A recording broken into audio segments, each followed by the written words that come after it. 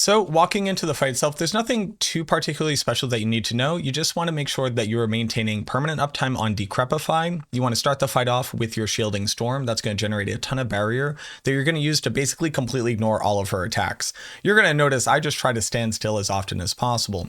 You want to be shotgunning directly up into Lilith because all 4 of your Ebon Piercer bolts will be able to hit her simultaneously. And you basically want to make sure to be spamming Corpse Tendrils whenever you can.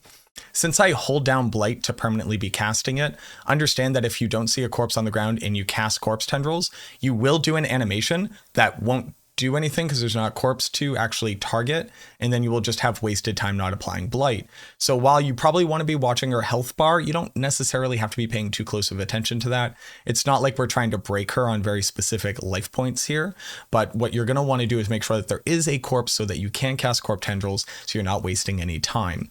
We only ever want to be using Blood Mist when we actually have to avoid something we can't normally run away from, and that's going to be the vast majority of her waves, and then most notably in phase 2.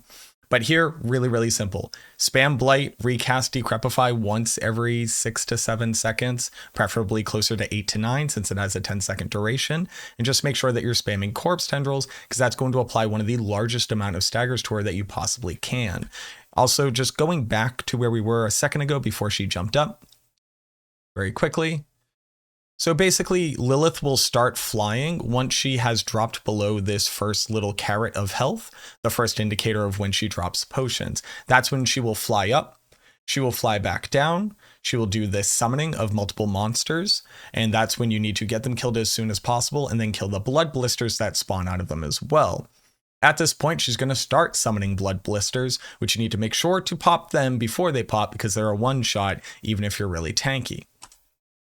But just watching from the part that she stands up, you'll notice that I want to fight her in the middle of the arena right here, because when she drops back down, a lot of our damage over time effects from Corpse Explosion will still be on that ground there, and it's going to help with re-ramping up your damage during this animation where she summons her minions. She's not going to attack you during this point, and again, you want to make sure that you actually have a corpse on the ground so that you can pull them all into the center. Pulling them into the center is going to localize where they are, making your damage over time more efficient. It's going to make it easier to dodge them when she inevitably does this first wave attack. And then in addition to that, it's going to localize all of the blood blisters that pop out of them that you're going to need to kill.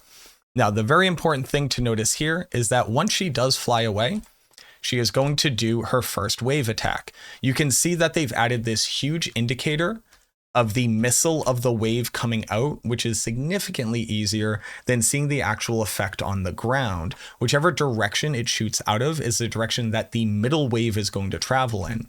You're going to see that she also summons 2 other waves that are going to be parallel to this one. What you basically want to do is immediately get behind the wave. The wave is going to spawn directly on top of the weird shadowy effect and then travel forward. It hits very far in front of the actual missile, and the back of it is typically very safe to be able to travel behind. Here we had to use Blood Mist because of the point where we're trying to kill the monsters, but you've noticed that you shouldn't have used it before this point, so it should be off of cooldown. The first wave will travel out. The 2 waves that are parallel will then travel in the opposite direction. What that means is that if you were to run behind the first wave, right? So if this wave is moving this way and these waves are moving this way, if you run behind this first wave, you will speed up how quickly the parallel waves travel past you, right? You think about this driving in a car on a highway, right? The faster that you're driving in one direction, the faster the other car is driving in the opposite direction, you would add your speeds together to figure out how quickly it would take before you would pass each other. Similar approach here. You would run in the direction of the wave, notice that the other wave is traveling in the opposite direction, and then run right behind it. That's where you're going to be safe because a second wave is going to shoot down the middle. So you want to get out of the middle as fast as possible. And then here, we had to go back to make sure that we had killed the blood blisters. She won't actually land and start fighting you again until the blood blisters are gone. So you need to kill them, and during this time, she will continue to do the wave attack, meaning that you can't really efficiently damage her during this time. You can get a little bit of damage on her, and I'm going to show you how to kind of maximize that output, but your priority is killing the monsters and then killing the blood blisters as fast as possible. Here, she's going to do another attack. You'll notice that it spawned right on top of me here and shot down this way. The other waves are then going to go parallel. I didn't notice this during the fight, so I actually just had to do the silliest little maneuver where I know this is going to be coming. This is going to be coming down, then she's going to shoot another one. So I did dip in. We'll just like go back a little bit. It looks so silly. So I knew that I had time over here and this wave is coming up. I jump into the middle to get around it, giving me enough time to scoot back in behind this one. At this point, while she's still above, I think it's 33% of her life, every single time she actually drops, she'll do an animation and summon a blood blister, and she will typically move towards you to attack. What this means is that stacking a bunch of damage over time right here via corpse explosion, while you're dealing with a blood blister, will increase the rate that you will then re-ramp your damage against her because she will walk towards you. Her normal wing attack, she'll also do like the little wing spin in your direction. And then at this point, she's going to begin flying up intermittently. You're going to have a couple seconds to be able to attack her. But here with this wave, I've spawned close enough to it. I'm going to dive behind it. I'm going to run in the direction of it and then skirt over to the other side to avoid the middle. Fighting her here, she's going to do a blood blister. She does that big wing span.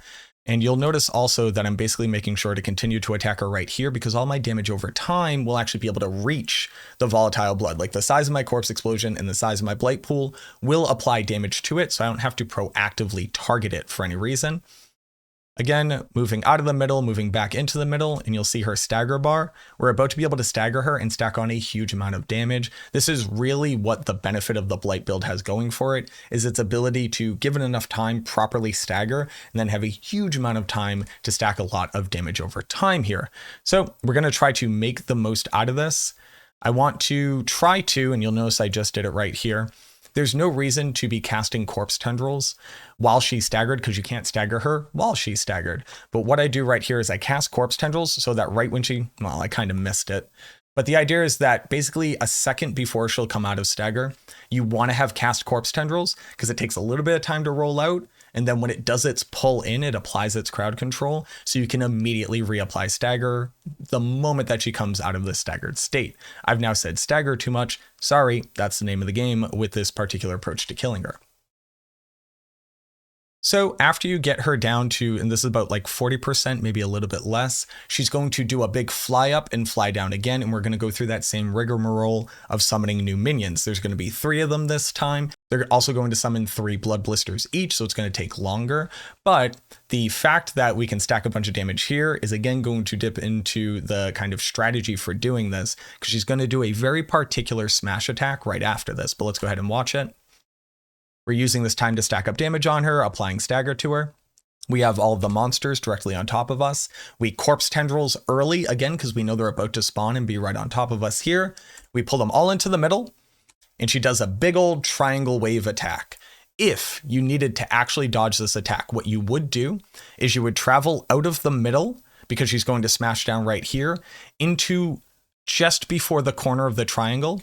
The waves from the triangles are all going to go in clockwise order. So this wave will go this way, this wave will go this way, and this wave will go this way.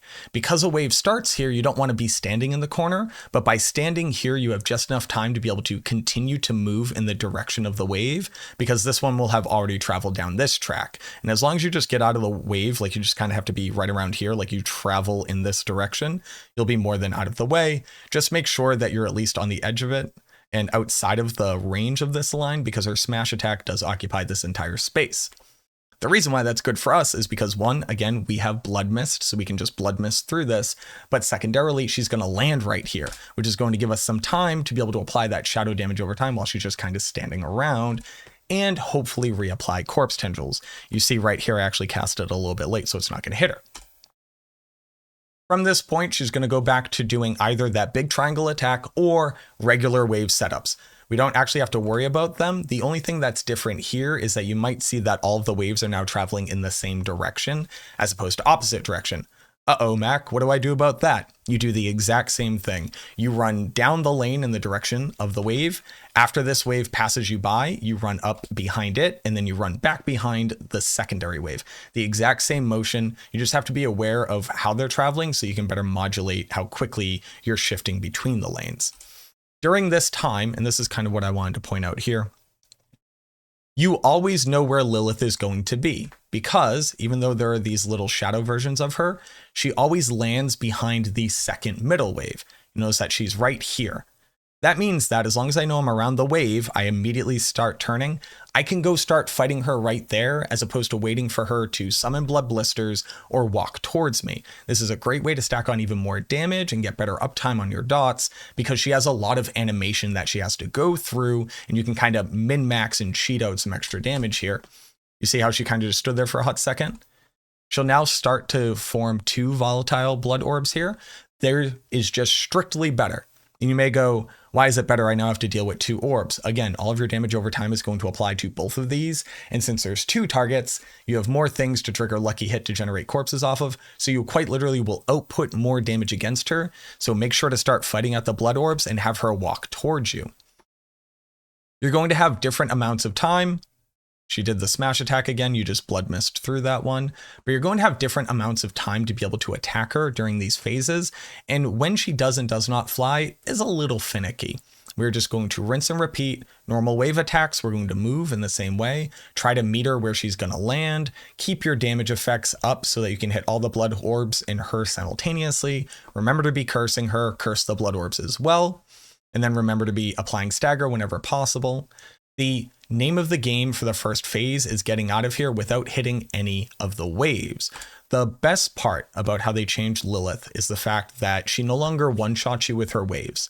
It applies a stacking debuff so that you can tank 1, maybe you can tank 2 or 3, but then that 4th one will kill you. This debuff is going to stack up and stay on you into the second phase, and then different effects in the second phase will also apply this debuff. That means that to have the easiest time with the second phase, you need to get out of here without getting hit by any of the waves. Do you need to reset if you get hit by a wave? No, absolutely not. But if you're using a video like this because you haven't been able to figure out how to get this fight down, that is what I would focus on, is getting out of phase 1, not getting hit by any waves, to give you the best chance in the second phase so that you're not wasting a bunch of time. You just sit here, you just apply your damage. We're not looking to stagger her a 3rd or 4th time. We're just looking to get her dead. We want to make sure that we have blood mist available so that we don't have to worry about anything. Meet her when she's behind the wave. And then what I wanted to do right here, the reason why I didn't immediately run towards her, and I wanted to basically pull her into the middle of the area here. This is where phase 2 Lilith is going to spawn. That means that if we could leave behind some corpses in the middle, we're going to be able to use a very powerful technique to be able to quick stagger her in the second phase. We'll be able to automatically throw out a corpse tendrils, and our Ring of Sacrilegious Soul can apply a corpse tendrils as long as there's enough corpses there for both of us to hit. Applying that double corpse tendrils is really valuable. The issue being that since I'm using Black River and Ring of the Sacrilegious Soul, it's near impossible to get that much value out of the initiation of phase 2, but that's why I'm pulling them back into the middle. Take the time to fight her in the middle and give yourself this opportunity to have that really powerful interaction. Notice that we just want to make sure that we have vulnerable up. We're killing her. Yes, you have to kill the blood orbs even if she dies. And then I try to run away as fast as possible. Again, the ring is going to be triggering very often, so you may not be able to get that cool little tech I just talked about. You'll notice I'm also standing very far away, and I'm basically looking to see if I have any corpses over there. If we stop, I have 1 corpse right here, and that's generally what I'm going to try to use to trigger with Grasping Veins. You have to cast it before you're within range for your ring to see it. It's going to be tricky. You might not get it, but it is one of the ways of just like min-maxing your efficiency throughout this fight. You notice I got way too close. And then basically right here, when she has her first wing out, as she starts spawning her second wing, that's when you would want to cast Corpse Tendrils, because after she finishes that and when she starts existing, it's the perfect length of time for the tendrils to pull in on her, applying vulnerable, etc. For the second part of the fight, I do start with Bone Storm already active. We want to get Shadow Blight stacks on her as fast as possible. Again, rinse and repeat here. You apply Decrepify, you spam Blight, you make sure to hit her with Corpse Tendrils. That's all you really need to do. While we're going through this fight, what I'm aiming to do is basically make it so that I get her stagger bar right to just before completion. If you can stagger her before, it is a little bit better. But the reason why we want to just barely stagger her is because at this point, if you're outputting damage like me, she's going to fly down to this bottom platform. These blood blisters all apply a huge slow and a damage over time effect. You do not want to stand on them at all. The reason why she's going to fly down here, she's going to do a big arena attack that applies this black effect on it. It's all going to burn away. If you're standing there while that happens, you will die. You don't want to be out there. But you'll notice that I'm going to wait for her to start moving. After she does the animation for the big black effect, she'll move down towards you. Here you can apply Decrepify to immediately stagger her and then start adding on damage. We want to be very close to this blood blister that's going to spawn down here, but not right on top of it, because she's going to do an animation that's going to, well, okay, she made me a liar. Depending on what the timer looks like there, she will do an animation that will spawn another blood blister. And if she spawns a blood blister where there is one already, it will actually delete the previous blood blister. Something that I want to point out about this, and it's something that I ran into while this was happening, you do not want to stagger her. Let me just go back a little bit. You might see that she's here right now, and you might go, Mac, you could be fighting her right now. You were just talking about always like cheating out this damage. If we stagger her out there, we cannot stand next to her and shotgun into her. That means that while we can shoot Blight out towards her, we're going to lose out on a ton of damage because we're not safe out there. You need to get her to the platform so that you can stagger into her. We want to dump as much damage as possible, keep up vulnerability whenever you can, and now she's going to run up to the top platform. Here, you'll notice that I had a corpse right here. You want to be very conscious of where you've left corpses. I'm going to be able to apply corpse tendrils here. My ring actually ate it for corpse explosion. During this time, she's now going to start breaking away the platforms. What that means is that she's going to show this cool effect where it's shattering off. Don't worry, you don't have to leave immediately, but the blood blisters are going to start spawning these little ghosties that are going to come out to you. You have the smallest amount of time to decrep and apply a little bit of damage, and then you want to start running around the edge of the arena. If you wait those like 2 or 3 seconds to do damage on her, you're going to have the exact amount of time for the black carpet to burn away for you to be able to safely rejoin the arena. You'll notice that I will run in a direction for a little bit, and then I'll turn something like 20 degrees, run, turn 20 degrees, run, turn 20 degrees. That is because if you just run in a perfect circle, you are not fast enough with my amount of movement speed to actually outrun the souls. But if you juke them, if you do these little 20 to 30 degree rotations after about a quarter to a half second, they have to curve more to come get you. You know, like that movie where they curve the bullet. When she comes down, after breaking the first platform, she's going to do this large suck-in effect that you might have been seeing from like pit bosses while you were fighting them. You need to have blood mist up for this to handle it as easy as possible. The amount of CC that applies to you is really hard to get away from. You basically don't want to get caught in this circle effect, this like wind wall right here. If she drops down on you, while it may not immediately one-shot you, it will apply that stacking debuff, and it will very quickly lead to you dying. Now, there's so much to talk about here. It's very technical. So she also summons minions. Why do we love these minions? Well, one, if you're using a Holy Boat Elixir, you can like use the Holy Boat Elixir here. It's not going to do an insane amount of damage because she's not very high level, but it will do a cool little bit of damage to her. The reason why we love them is because they're more targets to lucky hit off of to generate corpses, and getting them all on top of her means that all of those corpses will be localized and doing as much damage as possible. So I want to stop at the edge of this circle. I want to get them cursed. I don't want to trigger corpse tendrils if I can avoid it, because I want to pull them on top of her. And the moment that she drops down, I'm going to dive right in, and then I'm going to start dealing damage to her and then try to corpse tendrils right on top of her. We pull everything in. I'm applying decrep while this is happening. I have Bone Storm up. You should realistically be able to have had Bone Storm up at the beginning of this circle.